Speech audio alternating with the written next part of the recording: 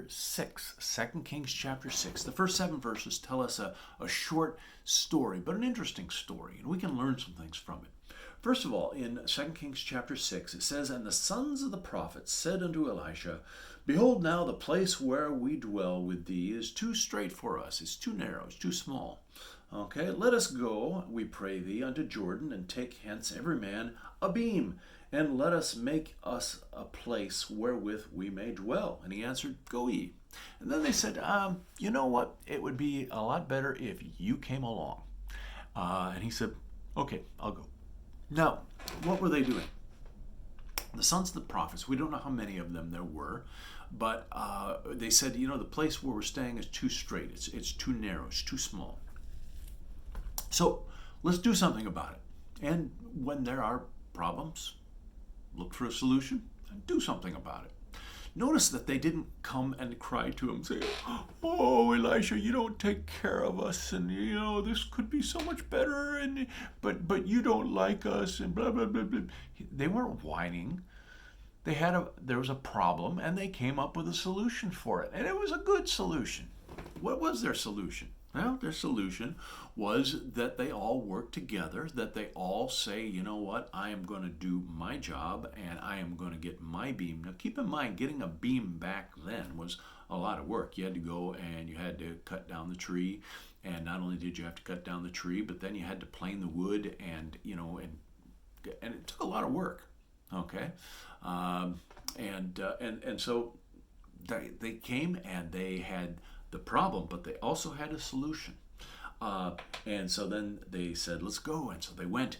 And they're down there cutting trees. And one of the guys, apparently the iron axe head, came flying off the handle and went out into the Jordan River and splashed down into the water.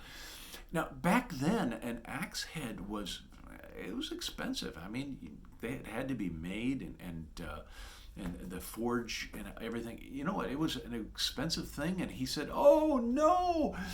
Alas, for it was borrowed." Now, these guys didn't have money. He couldn't pay it back. And probably he didn't swim and he couldn't dive down, couldn't find it. And it was probably out there in the river ways. And so notice he says, "Alas, master," this is the end of verse 5, "Alas, master, for it was borrowed." Now, interestingly, he goes to Elisha. Why? Because Elisha's a miracle worker, or at least he's in touch with God, and God works the miracles. But notice he says in verse 6, "And the man of God said, Where fell it?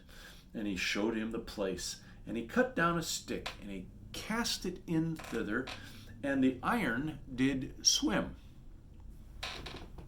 Does iron swim? I don't think so. See, iron sinks. Why? Well, because it weighs more than the water it displaces. Okay, do you understand that? Okay, when you put something in water, it pushes the water aside. It displaces the water. And if it is lighter than the water it displaces, it floats. If it is heavier than the water it displaces, it sinks. Okay? That's just the way it works. So this iron got up there and swam. Now, what does it mean, swim? I mean, did it do the dog paddle? Did it do the butterfly? I mean, we don't know what kind of swimming it did. When we get to heaven, I'd like to find this guy, say, "Hey, what stroke was it using?" But the iron did swim. It got up on the surface so that they could go and get it. And they were able to recover that. Now you say, wait a minute here. That's just a strange story. Why would God include that in his word? Well, first of all, it's a miracle. Okay, obviously, iron doesn't swim, but this iron did. So in other words, God worked a miracle. But I think what I need you to see is this. When you see a problem, when you see a situation that you wish was different, you can whine and cry and be a baby and say, "This is bad, this is bad." You can complain, you can be upset, you can pout. Don't do any of those things. Instead, look for a solution. Now, there are some times when it's an easy solution. You just have to do it. There are some times when it is a difficult solution. and you have to put some work into it. But find a solution. You know, when I was pastoring, many times people would come and they would whine to me and they would say, "This is not good," and I would say, "Well, what's the solution?" "I don't know, but it's your problem. You do something about it." You know what? You don't need people like that in your life. Don't be people like that. Instead, stop and think about it. What is the solution? Normally, if you think about it, if you pray about it, maybe if you ask some people about it, say, what is the solution to this problem? Because all the time when people would come to me and they say, "Pastor, we have a problem, but I think we also have a solution. Here's the problem. Now here's the solution." I would say, "Oh, great. You know what? Let's do that. You thought it out. You came up with a good solution. I'll help you with that." Or "Go do it," or whatever.